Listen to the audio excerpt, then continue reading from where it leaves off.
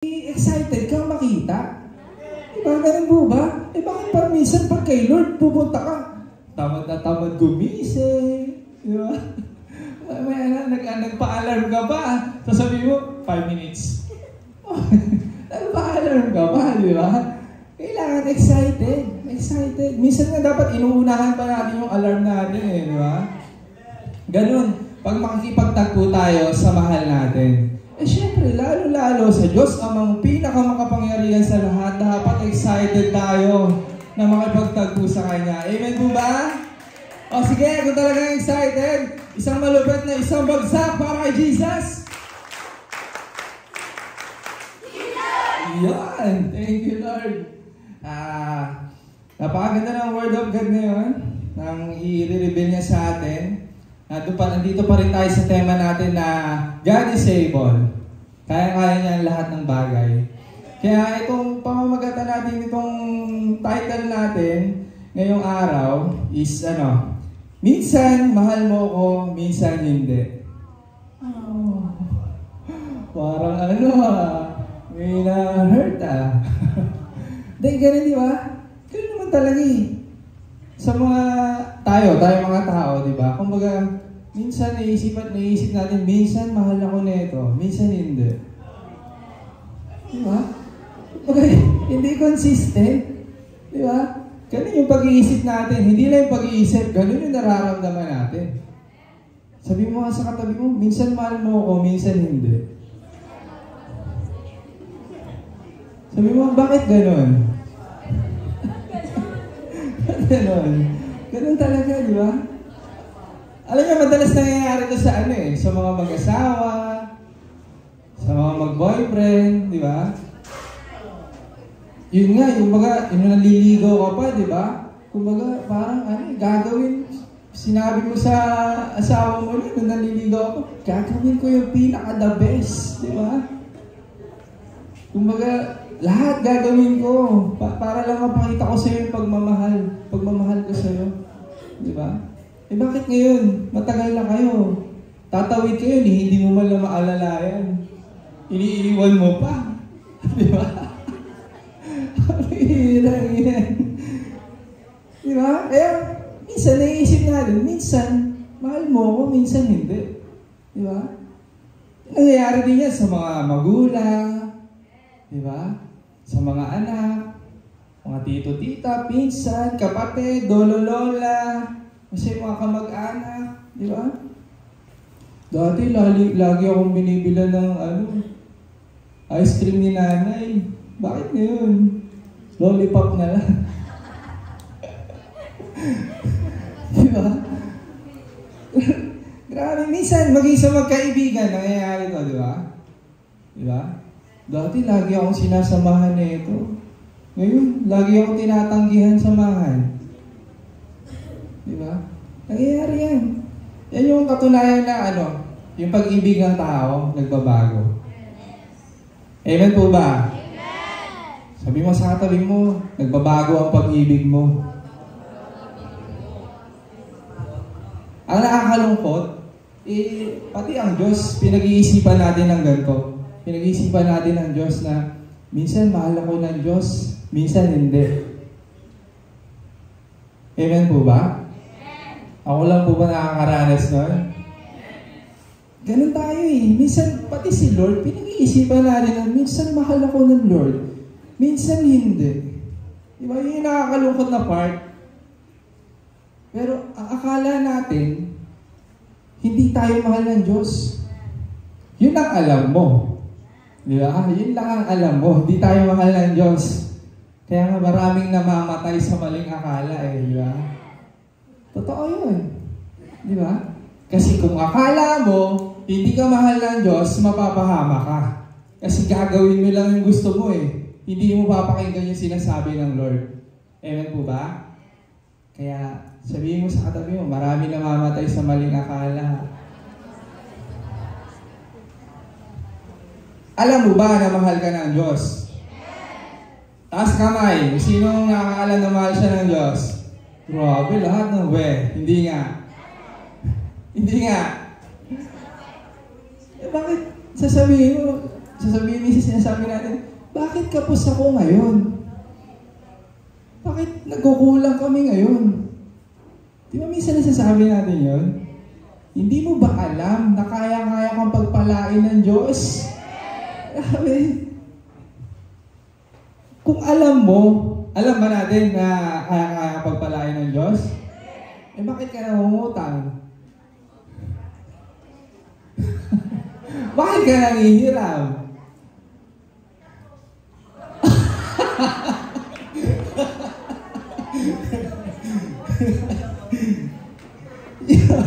Di ba? Kaya-kaya kang pagpalain ng Diyos. Yun ang totoo. Di ba? Di ba? Sasabihin pa natin, bakit hindi ako gumagaling sa sakit ko? Ang tagal-tagal na ito, hindi mo ba alam na kaya-kaya kang pagalingin ng Diyos sa isang iglap lang? Di ba? Kaya bakit ka natatakot? Di ba? Kaya-kaya kang pagalingin ng Diyos. Yan ang totoo. Di ba? Pero bakit ang tagal-tagal na ng problema ko yun? Napakabigat na problema ko dinadala ngayon. Napakatagal na nito eh. Di ba? Hindi mo ba alam na pagtatagumpayin ka ng Diyos sa lahat ng pinagdadaanan mo? Di ba? Kung alam natin yun, bakit sumusuko ka na? Bakit kadalasan umaayaw tayo? Bakit kadalasan iniiwan natin ang Diyos? Kaya tayong pagtagumpayin ng Diyos sa lahat ng bagay. Amen po ba? Grabe. Ang ano man ang hindi natin kaya, kaya ng Diyos. Sabi nga ng topic ni Kuya Inon, if we can't, God can. Di ba? Ang ano man hindi natin kaya, nahihirapan tayo, na akala natin walang solusyon, kaya ng Diyos yan. Yun yung huwag natin kalilimutan, di ba? Kaya, kung kaya ng Diyos na gawin ang lahat sa buhay natin, isa lang ang ibig sabihin nun, mahal ka ng Diyos. Sabi mo sa katabi mo, mahal ka ng Diyos. Hindi lang mahal na mahal ka ng Diyos. Diba? Pero minsan, ang pagmamahal ng Diyos, nakabase ito o nakabase ito ayon sa mga ginagawa natin. Amen po ba? Basahin nga natin yung mga taga-Efeso 3:20. Sabi dito, sa Kanya na makakagawa ng higit pa kaysa maaari nating hilingin at isipin, sa pamamagitan ng Kanyang kapangyarihang naghahari sa atin. Amen po? At tanong, pinaghaharian ka ba ng Diyos? Taas kamay, sino pinaghaharian ng Diyos? Sabi, yung big question yun eh. Di ba? Kayang-kayang gawin ng Diyos ang lahat ng bagay sa buhay mo. Pero ang tanong, pinaghaharian ka ba ng Diyos? Napakalinaw na sinasabi sa Matthew 6:33. Ngunit higit sa lahat ay pagsikapan ninyo na kayo'y pagharian ng Diyos at mamuhay ng ayon sa Kanyang kalooban. At ibibigay niya sa inyo ang lahat ng inyong pangangailangan. Amen po ba? Kaya napakahalaga na pinaghaharian tayo ng Diyos. Kaya hindi natin napapansin na mahal tayo ng Diyos kasi hindi naghahari ang Diyos sa buhay natin eh. Diba? Kung ano-ano pinagagawa natin. Kung ano-ano yung naghahari sa puso natin. Paano natin malalaman na kaya ng Diyos ang lahat sa buhay natin? Eh kung inaasahan mo ay yung mga ibang bagay, mga ibang tao, di ba? Hindi naman sila ang may kaya nun eh. Walang may kaya ng lahat kundi ang Diyos. Nang iisang Diyos ang may kaya ng lahat ng bagay sa ating buhay. Kaya ang kailangan lang, pagsikapan mong pagharian ka ng Diyos. Amen po ba? Sabihin nga natin sa katabi natin, pagsikapan mong pagharian ka ng Diyos. Alam kasi, pag sinabi pagsikapan, alam ng Diyos na hindi madali. Di ba? Hindi naman sinabi pagsikapan eh. Hindi naman sinabi, maghahari sa inyo ang Diyos. Dapat ganun lang. Eh, alam niya kasi, ang salita nga lang ng Diyos, mabisa at buhay, alam kung ano yung ano. Ibig sabihin, alam ng Diyos na hindi magiging madali na pagharian tayo niya. Kaya nga sinabi, pagsikapan natin na pagharian tayo ng Diyos. Nang sa ganon, ibibigay niya ang lahat ng ating pangangailangan. Amen po ba? Amen po ba? Palakpakan nga natin ang Lord. Alam niyo po ba na may mga hadlang kung bakit hindi natin nararamdaman ang pag-ibig ng Diyos? Meron eh. Tama po ba? Ito yung mga hadlang sa pag-ibig ng Diyos. Una, maling pag-iisip. Sino may maling pag-iisip? Grabe, ako lang. Sabi, kung may aaminin, may babaguhin, di ba? Sino may maling pag-iisip? Yan, o. Grabe, kadalasan yan sa atin. Minsan nga, hindi pala minsan, kadalasan, judger ka nga eh, di ba? Makita mo lang isang tao, ay, grabe, may itsura na yun. Siguro addict yan. Nakita mo lang, ang daming tato. Addict yan. Di ba? Nakita mo lang payat, uy, nakakasyabu yan ah. Hindi mo kakilala yung tao. Judger ka, di ba? Maling pag-iisip. Di ba? Sabi mo, huwag kang, huwag mali yung pag-iisip mo. Sabi mo sa katabi mo, huwag, di ba? Huwag kang judger. Sabi mo, huwag kang judger.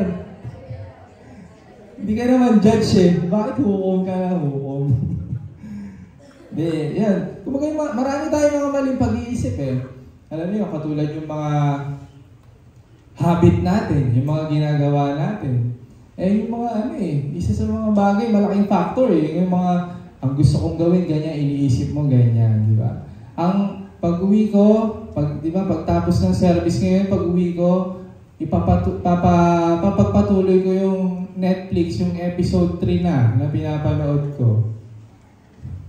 Iniisip natin eh. Di ba? So, maubos yung mga oras natin sa mga bagay-bagay na walang kapararakan. Amen po ba? Maling pag-iisip. Di ba? Meron din dyan yung ina-idol natin, yan, yung mga K-pop, di ba? Hindi natin alam. Gagayahin pa natin yung forma, init-init, naka-turtleneck ka, Amir. Nagiging K-papangit tuloy.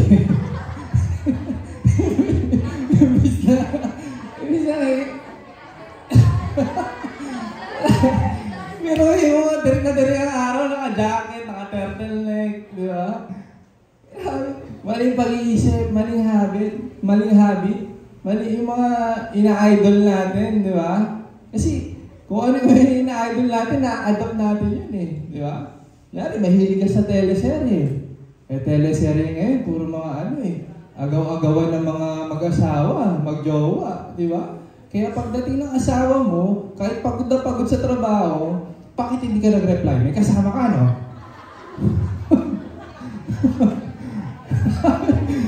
So, pagod na pagod yung asawa, walang magawa. Amira naman yun, no? Maling pag-iisip, di ba? Maling habit. Alam nyo, kung hindi mo babaguhin yung mga pinapanood mo, kung hindi mo babaguhin yung mga ginagawa mo, hindi mo makikita ang pag-ibig ng Diyos. Hindi makakakilos ang Diyos kahit kaya-kaya niya gawin lahat ng bagay sa buhay natin. Amen po ba? Maling pag-iisip. Mas gusto kong kasama si ganyan, si sister. Kasi isang sister, napakadaldal eh. Di ba? At least dito palagi ako nililibre ni sister. Di ba? Maling pag-iisip. Yun.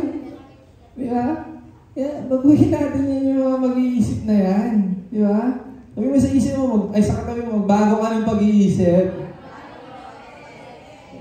Sabi ng mga taga-Roma 12:2, huwag kayong makiayon sa takbo ng mundong ito. Mag-iba kayo sa pamamagitan ng pagbabago ng inyong pag-iisip upang maunawaan ninyo ang kalooban ng Diyos. Kung ano ang mabuti, kalugod-lugod at ganap na kalooban niya.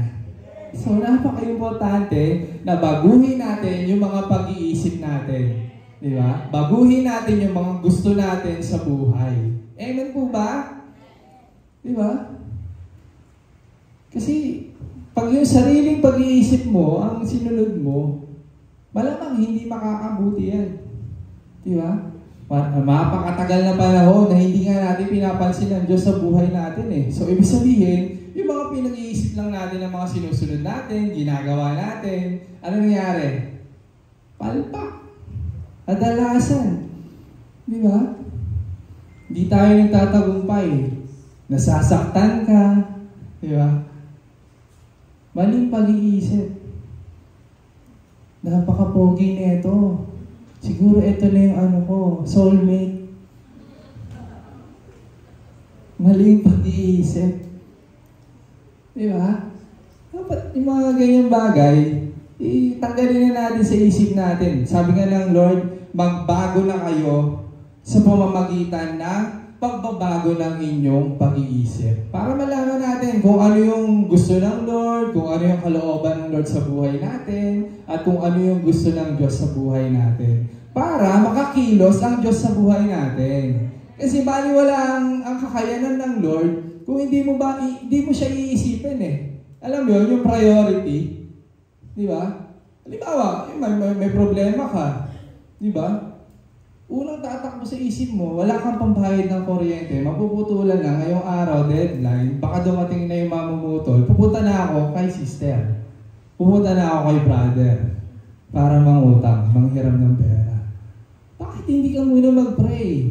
Di ba? Bakit hindi mo muna kausapin si Lord? Bakit hindi si Lord yung priority mo para lapitan? Una mong lapitan ang Lord kaysa sa sino mang bagay. Kasi kahit sinong lapitan mo, kung uutusan ni Lord na huwag mong pahiramin, huwag mong bigyan yan.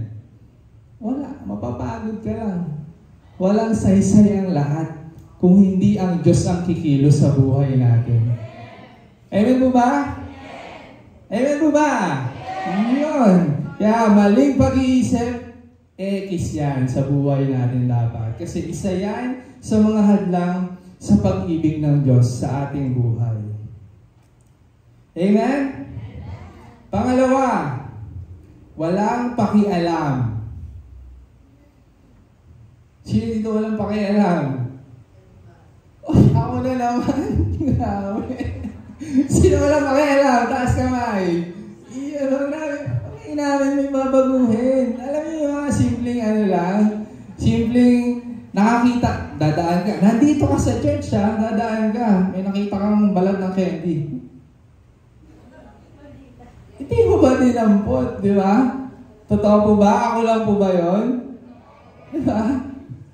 May natapong tubig, wala kang gagawin, titignan mo lang, di ba? Walang pakialam.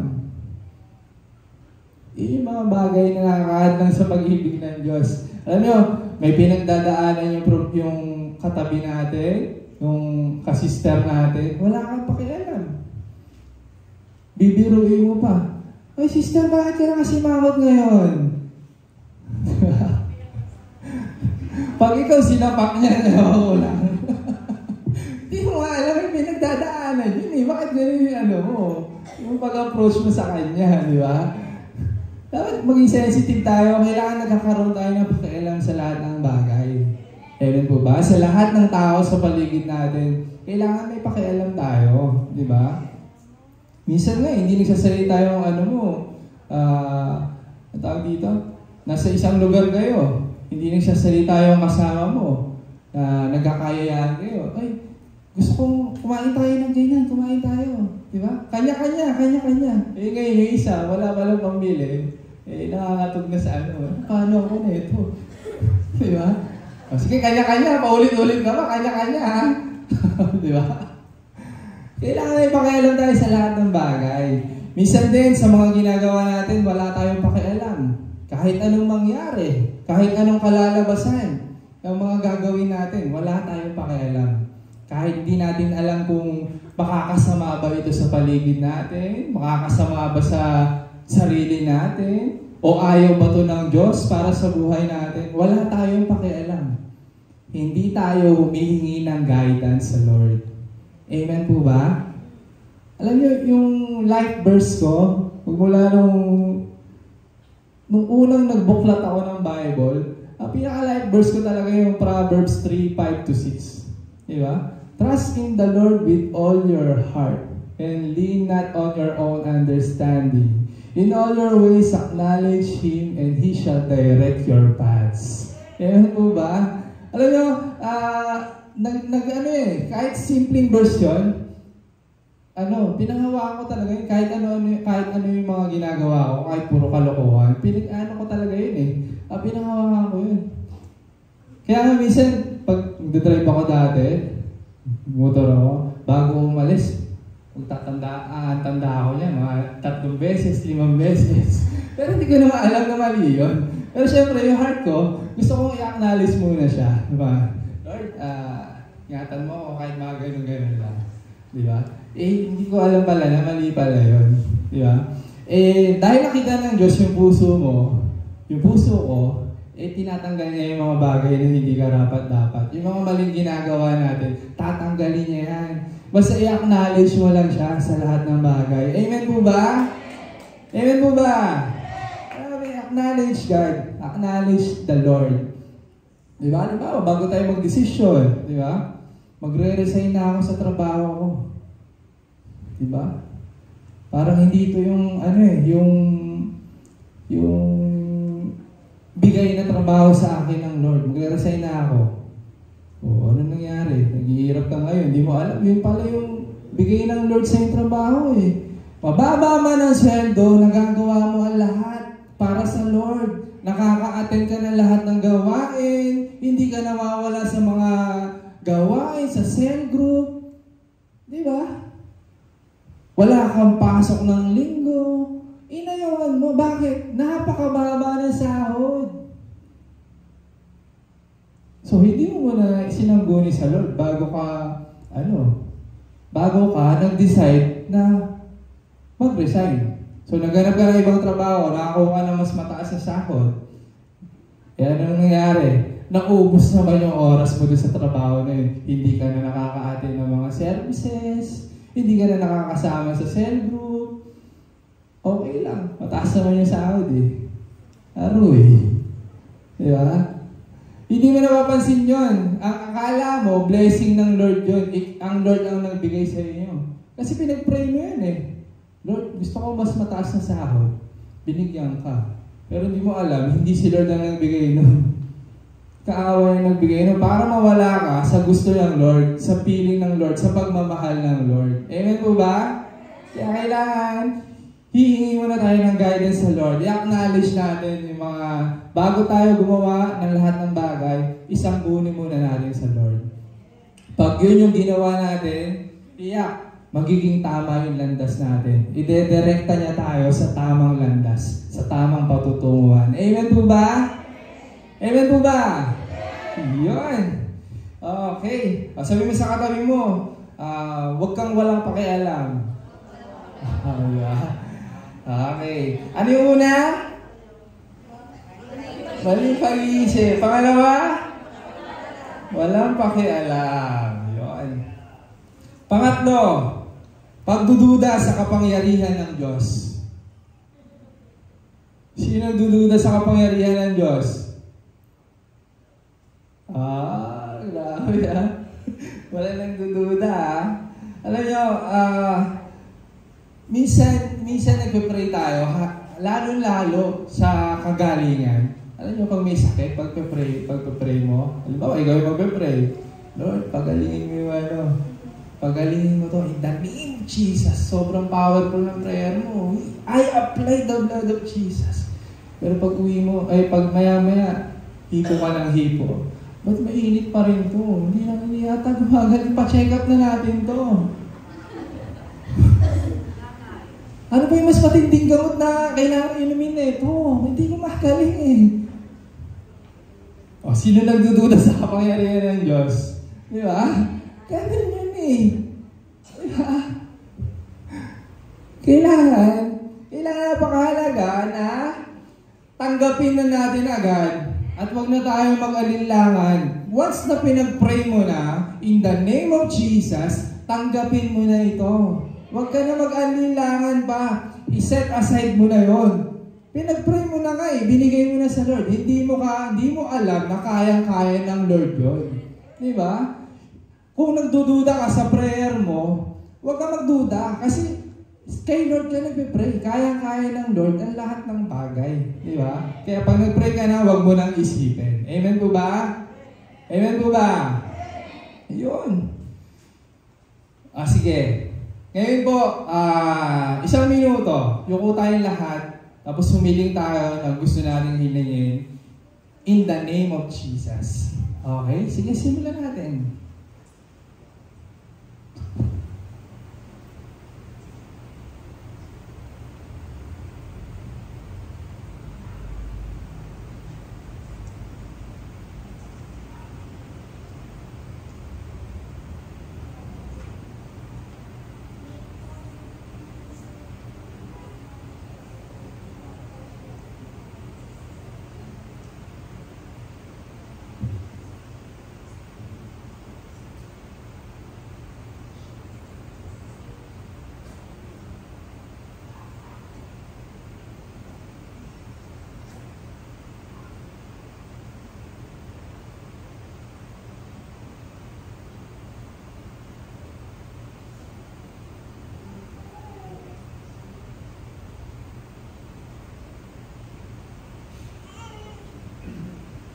One minute lang po, sabi ni Lord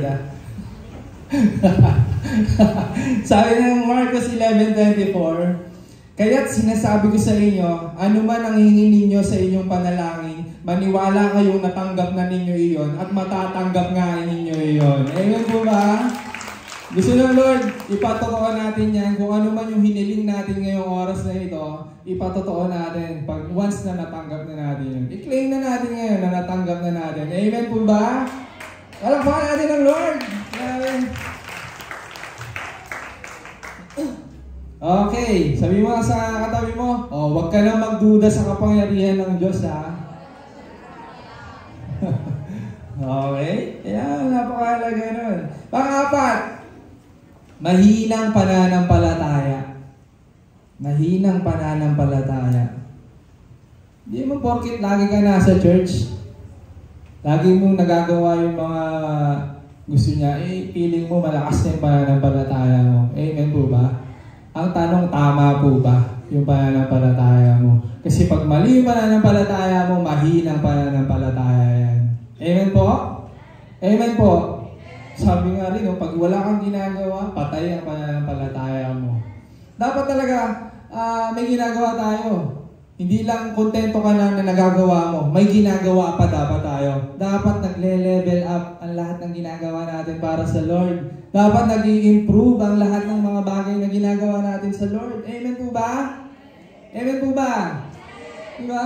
Kung dati, nagpa-pray ka lang pagising mo bago kumain at bago matulog, i-level up mo yan. Sabi ng Thessalonians 5:17, palagi kayong manalangin. So, palagi ba yung 3 beses? Hindi, di ba? Palagi. Level up mo yan. Dagdagan natin yung prayer life natin na yan, di ba? Tapos yung nagde-devotion ka, di ba? Kaso, nagde-devotion ka lang dahil sa process. Di ba? Mali. Mali yun, di ba? I-level up mo yan. Kailangan mas lumalalim tayo sa devotion natin. Amen po ba? Sabi nga ng Joshua 1:8, huwag mong kaligtaang basahin ang aklat ng kautusan, di ba? Pag bulay-bulayan, araw at gabi, nang sa gayon matupad mo ang nakasaad doon. At magiging masagana at matagumpay ang iyong pamumuhay, di ba? Mandatory ito, huwag mong kaliligtaan. Kaya kung palaging kulang ka sa devotion, sabi mo sa katabi mo, lagi kang mag-devotion, ha? Di ba? At hindi lang yon, kailangan lumalalim. Hindi porket requirements, dahil tutugtog ka, tsaka ka lang magde-devotion. Dahil magmi-ministry ka, tsaka ka lang magde-devotion. Mali po. Sabi, huwag mong kaliligtaan. So, maging tama dapat. At dapat lumalalim. Di ba? Lumalalim dapat yun. Yung sinasabi ng Lord sa buhay natin. Amen po ba? Sabi rin, huwag mong kaligtaan ang pagdalo sa ating mga pagtitipon, gaya ng ginagawa ng ilan, sa halip palakasin mo ang loob ng isa't isa, lalo na ngayon nakikita natin malapit na ang araw ng Panginoon. Huwag natin kaliligtaan ang mga pagtitipon. Diyan tayo kadalasan na nagkukulang, mga. Hindi lang po tayo Sunday, may service. Di ba? Napakarami. May midweek, may morning watch. Kaya kailangan sikapin natin. Ano kasi nangyayari, masakit ang ulo ko. Di ba? Masakit ang bewang ko. Alam mo, kadalasan nagiging sex bomb ka eh. Kaya sabi sa katabi mo, wag kang sex bomb. Nagiging dahilan, sakit ng ulo ko, sakit ng bewang ko, hindi mo na ako sa church, di ba? Huwag kang sex bomb. Isa pa, sabi sa katabi mo, huwag kang sex bomb. Hindi ka naman sex bomb eh, disciple ka. Amen mo ba? Kaya huwag natin kaliligtaan yung mga pagtitipon. Atenan natin lahat yan. Hindi mo mamamalayan, bigla-bigla. Lahat ng pinag-pray mo, ginagawa na ng Lord. Ginagawa na, ibinibigay na sa inyo yung mga hinihiling mo. Kumbaga, mag-ano ka lang, huwag kang mainip. Basta magtiyaga ka lang. Kaya nga pagsikapan daw na pagharian tayo ng Diyos eh. Para makita natin yung mga kayang-kayang gawin ng Diyos sa buhay natin. Amen po ba? Sabi mo sa katabi mo, kita-kits tayo sa big ha? Sabi mo. Isa ba, kita-kits tayo sa morning watch ha? Sabi niya yan, ha? Sabi niya yan. Okay? Ano yung una? Pag-isip. Pangalawa? Pangatlo? At pang-apat? At meron pa, panglima, pride and arrogance. Di ba? Pagmamalaki at kayabangan. Tanggalin po natin yan. Isa yan sa makakahadlang na para makakilos ang Diyos sa buhay natin. Yung pagmamalaki, lalo-lalo yung kayabangan. Di ba? Nagka-cell group ka lang eh. Makautos ka na sa cell group mo. Akala mo, sa'yo yun. Hindi sa'yo yun, sa Lord yun. Di ba? Hindi ka nagmamay-ari nun. Lahat ng pinapangalagaan sa atin ng Lord, inuutos lang sa atin ng Lord yun. Sa Kanya yun, hindi sa atin yun. Amen po ba? Kaya huwag mong aakinin ang mga pinagkakatiwala sa iyo ng Lord. Amen po ba? Hindi sa iyo yun. Sa Lord yun. Ipinagkatiwala lang sa iyo yun. Kaya dapat maging mabuting katiwala tayo sa lahat ng bagay. Maliit man o malaki, maging mabuting katiwala tayo. Kasi hindi sa atin yan. Siyempre yung buhay natin, hindi atin yan. Huwag nating ipagmayabang na malakas tayo. Di ba? Ang laki ng katawan ko. Di ba? Bata pa ako. Di ba? Kaya ko pang gawin yung lahat ng bagay. Saka na ako mag-church. Matagal pa ako mamamatay. Saka na ako magdi-disciple. Saka ako nagagawin yung mga gusto ng Lord sa buhay ko. Di ba? Amen po ba? Di ba? Alam niyo, yung magkaroon ka ng isang cell group, wag mo nang ipagmalaki yun. Marami pang ibibigay ang Lord sa buhay mo. Di ba? Yung mga pinagkakatiwala sa iyo ng Lord. Hindi porket pinagkakatiwalaan ka na, sobrang righteous na yung tingin mo sa sarili mo. Mali po yun. Amen po ba? Be humble. Sabi nga ng Diyos, ang nagpapakumbaba ay itinataas. Di ba? Pero matakot tayo. Sabi ng Lord, ang nagmamataas, ibinababa ng Diyos. Warning po yan sa atin. Kasi, ang Diyos talaga, kahit gustuhin mo, aalisin ka niya pag hindi ka karapat-dapat. Kahit anong gawin mo. Kung mali na yung nagiging mali na yung nagiging nasa puso mo. Di ba? Alam mo yung example, si Saul, di ba? Naging overpower eh. Akala niya, okay na siya eh. Akala niya eh. Ano nangyari? Di ba? Wala nangyari. Di ba? Napahamak. Hindi maganda yung kinalabasan. O kaya sabihin mo sa katabi mo, huwag kang mayabang ha. Masakit man, pero ano sa atin ng Lord to? Huwag ka na magmamalaki ha. Be humble, sabi ng Lord. Di ba? Basahin natin yung yung mga taga-Roma Roma 12:16. Sabi ng Romans 12:16, magkaisa kayo ng saloobin. Huwag kayong magmayabang. Sa halip ay makisama kayo kahit sa mga dukha. Diba? Ibig sabihin, hindi porket matagal ka na sa church, hindi ka makakasalamuha sa mga baguhan, di ba? Kumbaga, alam mo yung mga, alimbawa, yung mga walang pananampalataya sa Lord, di ba? Nakikita mo, ang hirap i-win neto. Hindi ako may kisama dyan. Si Lord nga eh. Hindi naman sa mga mabubuti na kisama eh. Di ba? Pinagtyagaan niya makisama sa mga masasamang tao. Di ba? So, diyan papasok din yung judger, di ba? Bakit ikisama si sister ng ganun? Mga kasama niyan, mga palainom eh. Pero lasinggero na rin yan. Hindi mo alam, nagwi-win lang yung tao. Di ba? Grabe. Hindi porkit lagi kang nasa church, tama ka na. Hindi mo alam, baka ikaw pa yung hindi pala maliligtas. Di ba? Pag nag-rapture, yung katabi mo nawala. Ikaw na andyan. Alam mo? Diba? Kaya kailangan, humble lang tayo. Diba? Sabi nga, pagsikapan. So, ibig sabihin, huwag matapos yung pagsisikap mo. Kasi habang buhay tayo, hindi pa tapos ang laban. Hindi ka makakarating sa hindi mo masasabing ligtas ka na pag wala pa tayo doon. Amen po ba? Maraming naglingkod ng ubod ng tagal pero napahamak na wala sa Lord. Amen po ba? Kasi hindi mo masasabi ang takbo ng buhay. Ang pagkilos ng mga nasa paligid natin. Lalo kung hindi ka pinaghaharian ng Diyos. Amen po ba? Amen po ba? Kaya kailangan be humble talaga. Tanggalin natin yung pride and arrogance, di ba? Yung pagmamalaki at yung kayabangan. Tanggalin po natin yan. Kaya, ano-ano yung 5 bagay na yun na nakakahadlang? Una,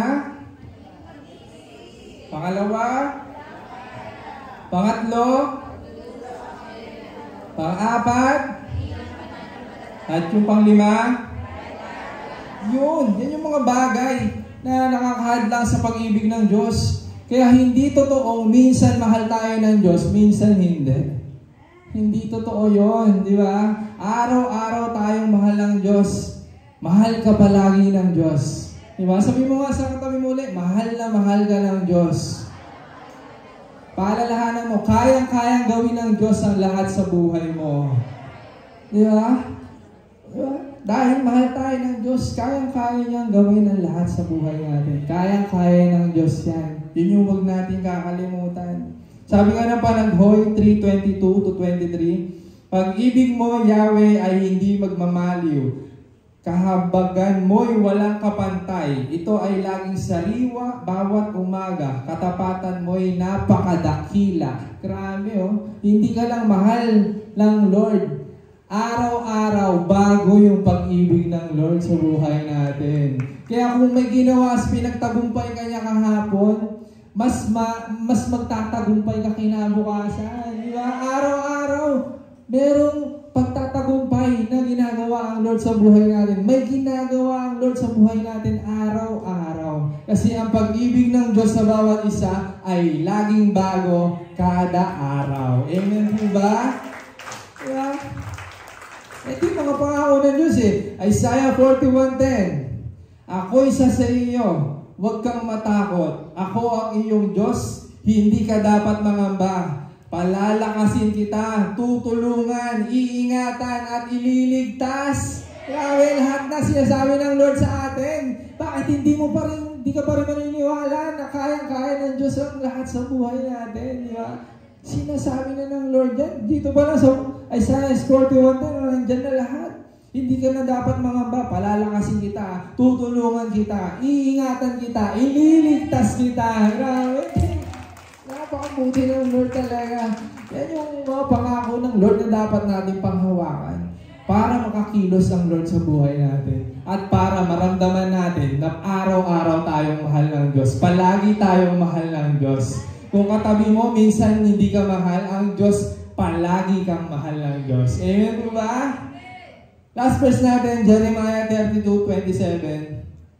Ako si Yahweh, ang Diyos ng lahat ng tao. Walang bagay na mahirap para sa akin. Thank you, Lord. Grabe, magsitayo nga po tayo lahat. Magsitayo tayo. Thank you, Lord, sa mga salita yan.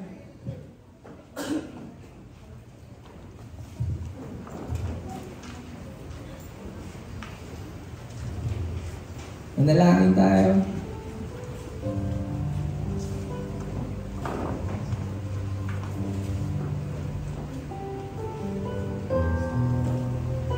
Pwede ba maghanap tayo ng partner natin para ipag-pray natin?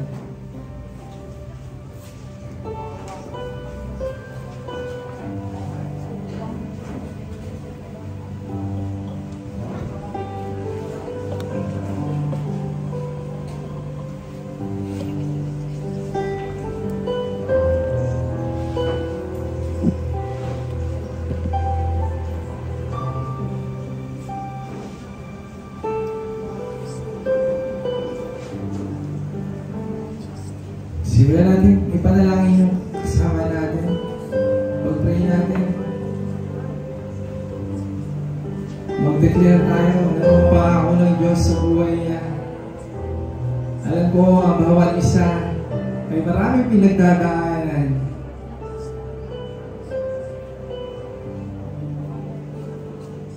Kaya palakasin natin ang loob ng bawat isa. Tulungan natin sila na manampalataya, maniwala sa Lord sa mga kaya niya gawin sa buhay natin.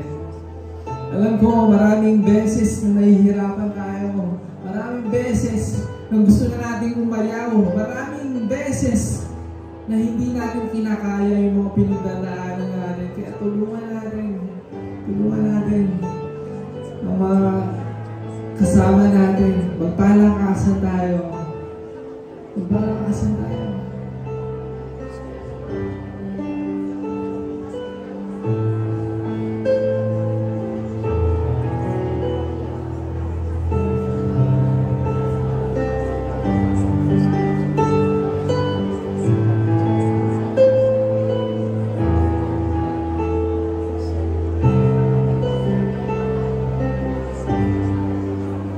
Asamin natin na pagharian tayo ng Diyos.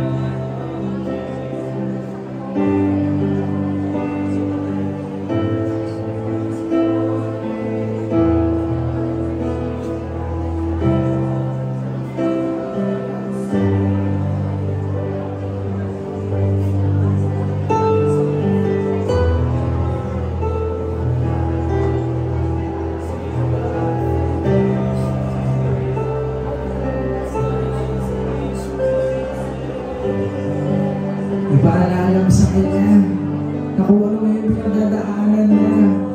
Kayang-kayang gawin ito ng Lord sa buhay niya. Kayang-kayang pagtagumpayin ng Lord sa buhay niya.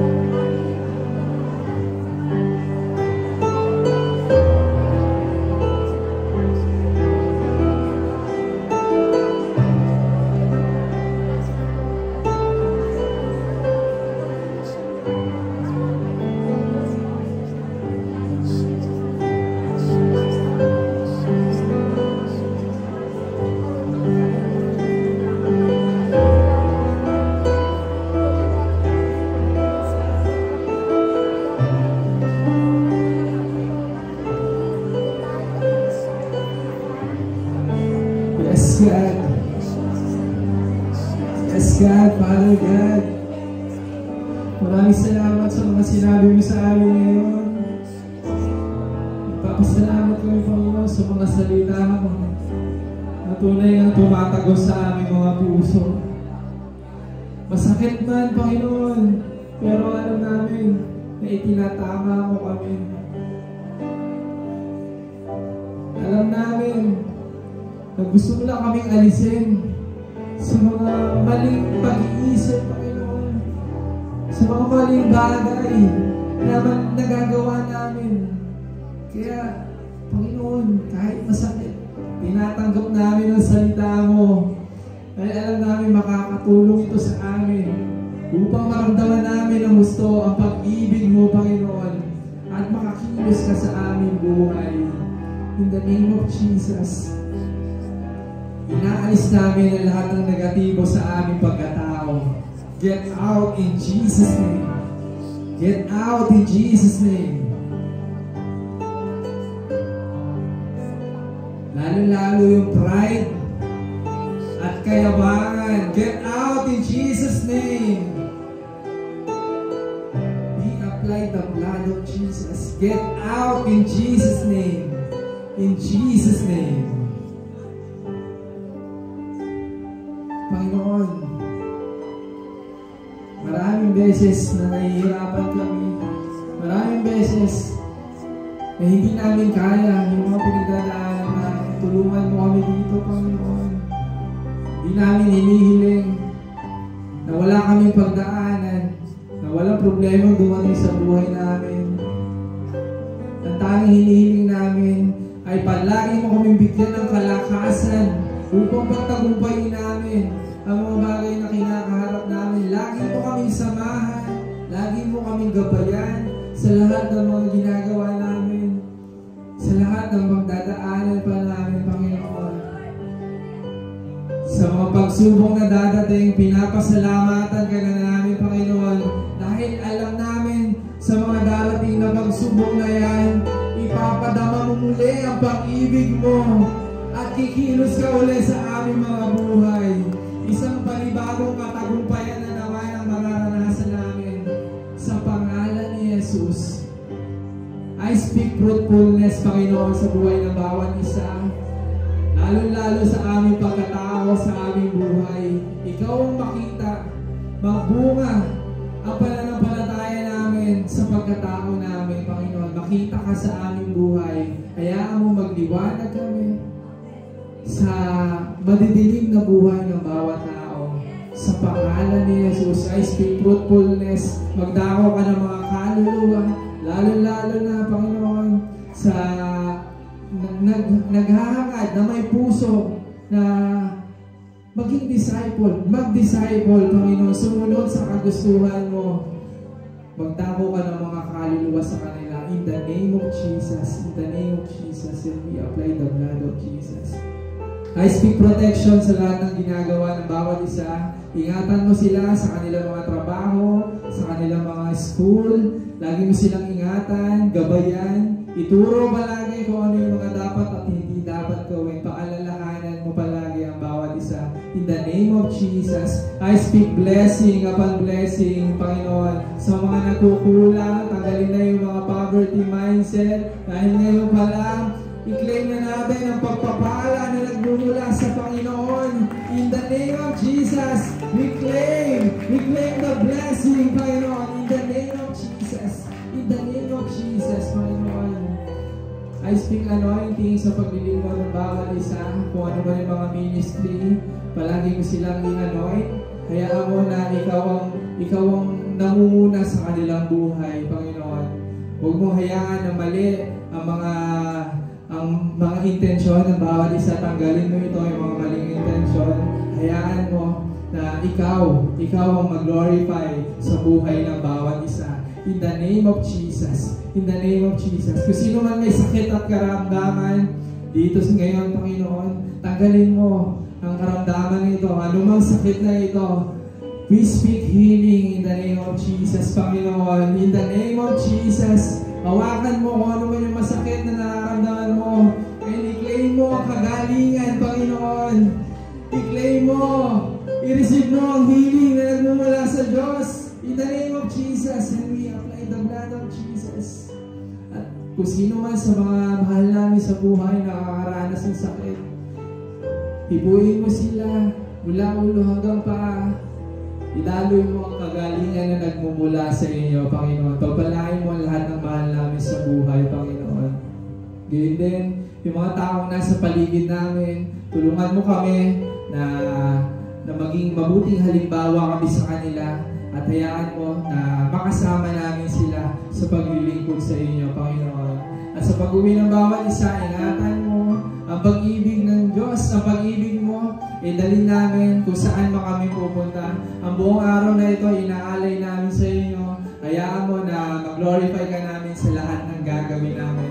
In the name of Jesus, in the name of Jesus. Ano mang binabalak na kaaway sa ating buhay, pinapalayas na natin ito. We claim the victory. In the name of Jesus we pray. Amen. Thank you, Lord.